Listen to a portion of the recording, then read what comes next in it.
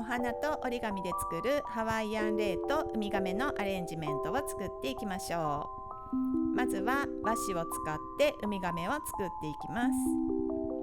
折り紙を丁寧に折ってウミガメを作っていきましょう。こちらの動画は折り紙とアレンジメントの動画レッスンキットのダイジェスト版です。ウミガメを作るのに必要な和紙やハワイアンレイを作るのに必要なお花やビーズやリボン、ケースなどをセットにしてキット販売しています。作り方の詳しい動画もセットしていますので、初めての方でも動画を見ながら楽しく一緒にお作りいただくことができます。詳しくは概要欄をご覧いただきご利用ください。ウミガメの横の部分を内側に折り曲げて丸みを出していきましょ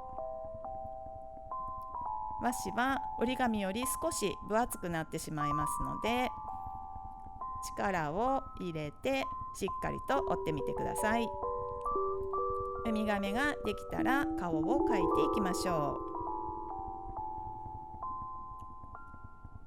う。かわいいウミガメが完成です。ハワイアンレイを作っていきましょう。プリザーブドフラワーのかすみ草を使ってハワイアンレイを作っていきます。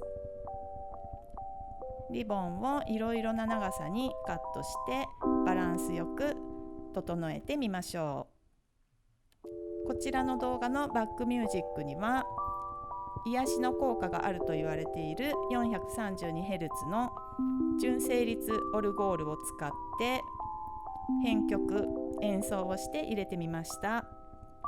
オルガニートという手回しオルゴールで演奏したアロファオエの音楽です。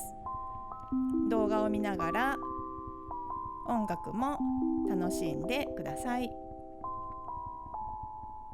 かわいいハワイアンレイができました。麻のシートで作る土台と貝殻、先ほどのウミガメと一緒に飾ってみましょう。完成です。皆さんも作ってみてくださいね。